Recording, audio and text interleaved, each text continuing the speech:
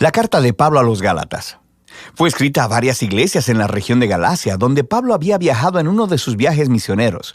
Puedes leer la historia en el libro de Hechos.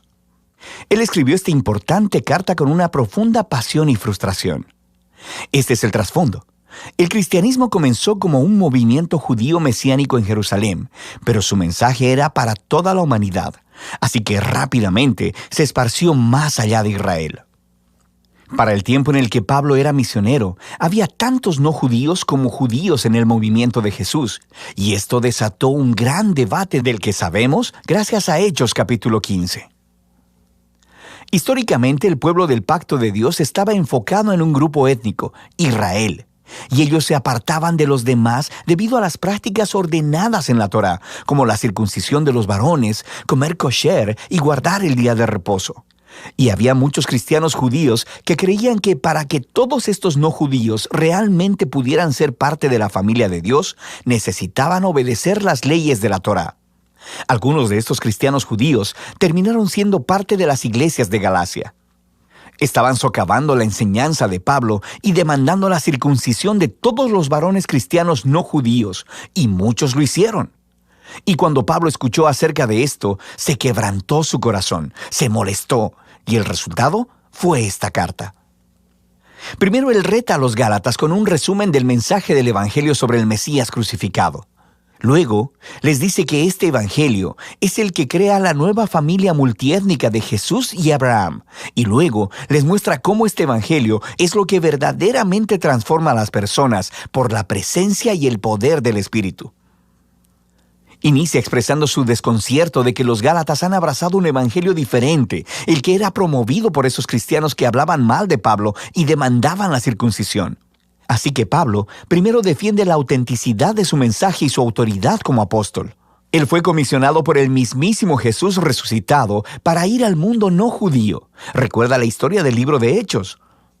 Pablo dice que fue posteriormente a su llamado, que fue a Jerusalén para consultar a los otros apóstoles, como Pedro o Jacobo, y fue cuando les dijo que él no requería que los cristianos no judíos se circuncidaran o comieran kosher. Ellos estuvieron completamente de acuerdo. Pero esta tensión creció. Pedro había ido a Antioquía a visitar y ver a todos estos cristianos no judíos, y estaba comiendo y compartiendo con ellos. Pero cuando algunos de estos grupos de oposición provenientes de Jerusalén llegaron a Antioquía, Pedro cedió ante la presión. Dejó de comer con esos cristianos no circuncidados y los empezó a evitar. Así que Pablo confrontó y acusó a Pedro por su hipocresía, por no permanecer fiel al Evangelio. Para Pablo, demandar que estos nuevos cristianos fueran circuncidados y observaran la Torá era un error por una variedad de razones. Primero que nada, porque es una traición al Evangelio, o en sus palabras, el hombre no es justificado por las obras de la ley, sino mediante la fe en Cristo Jesús el Mesías, y también nosotros hemos creído en Cristo Jesús.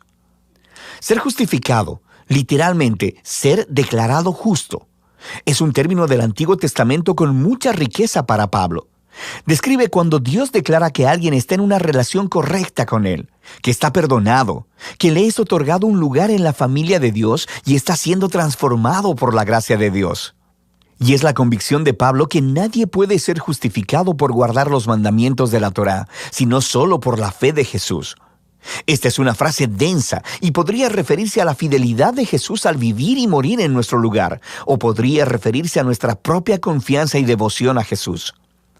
De cualquier manera, el punto es claro.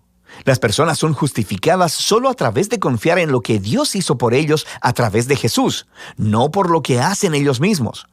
En el corazón del Evangelio de Pablo está esta declaración. Cuando las personas confían en Jesús el Mesías, lo que es cierto de Él se vuelve cierto de ellos. Su vida, muerte y resurrección se vuelven suyas, o en sus palabras, con Cristo he sido crucificado, y ya no soy yo el que vive, sino que Cristo vive en mí. Y la vida que ahora vivo en la carne, la vivo por la fe en el Hijo de Dios, el cual me amó y se entregó a sí mismo por mí. Así que la razón por la que cualquiera puede decir que es recto delante de Dios o que pertenece a la familia del pacto de Jesús no es porque obedece las leyes de la Torá, sino solo por lo que Jesús hizo por ellos y que ellos nunca hubiesen podido hacer por sí mismos. Ahora, este profundo entendimiento de lo que Jesús logró tiene enormes implicaciones para quien ahora puede ser incluido en la familia del pacto de Dios y para lo que significa vivir como miembro de esta familia. Así que Pablo primero se vuelve a las historias de Abraham en Génesis, cómo él fue justificado o declarado justo delante de Dios, simplemente por tener fe al confiar en la promesa de Dios de que un día todas las naciones encontrarían la bendición de Dios a través de él y de su descendencia. El propósito de Dios siempre fue tener una gran familia multiétnica de personas que se relacionen con Él en base a la fe, no a las leyes de la Torá. Pero esto hace que surja una pregunta importante. Entonces, ¿por qué Dios le dio a Israel las leyes de la Torá? Aquí Pablo ofrece una explicación muy breve y densa que después completará en su carta a los romanos. Él observa que las leyes de la Torá fueron dadas a Israel en el monte Sinaí mucho después de la promesa de Dios a Abraham. Y si lees la Torá cuidadosamente, dice Pablo, verás que Dios siempre tuvo la intención de que las leyes fueran una medida temporal. Él dice que las leyes tienen un rol tanto negativo como positivo. Negativamente, las leyes actuaron como una lupa sobre el pecado de Israel.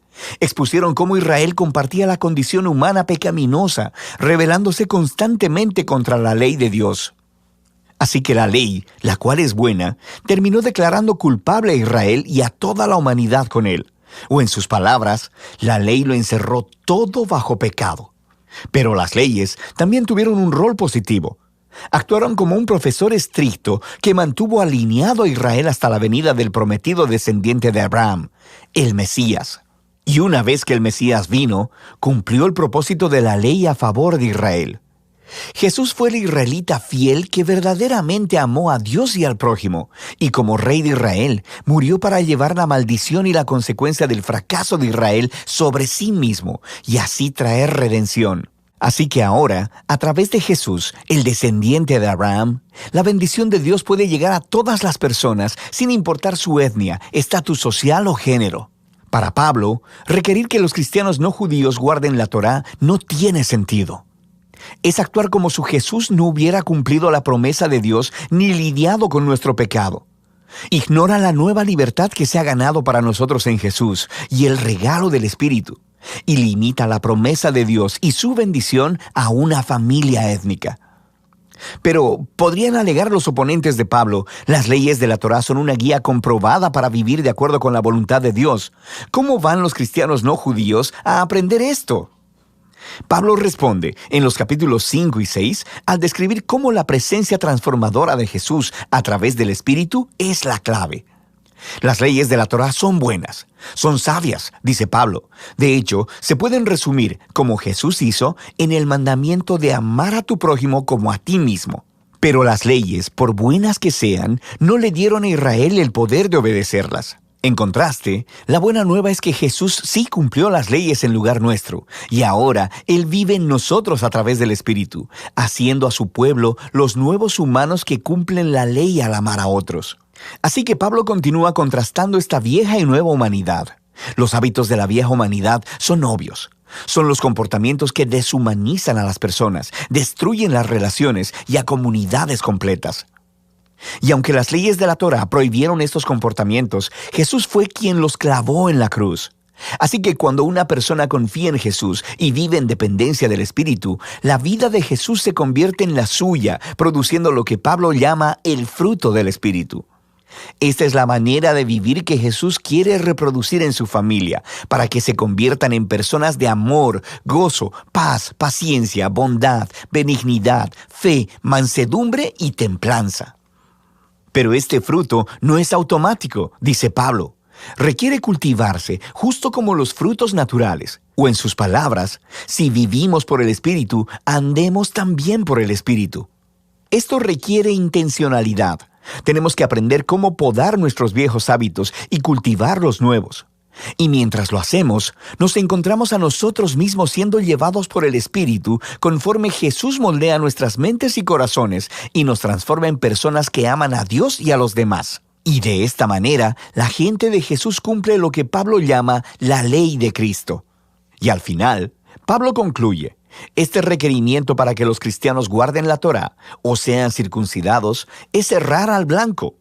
Lo que realmente importa es la nueva creación de Dios, esta nueva familia multiétnica del Mesías, personas llenas de fe en Jesús, que están aprendiendo a amar a Dios y a otros en el poder del Espíritu.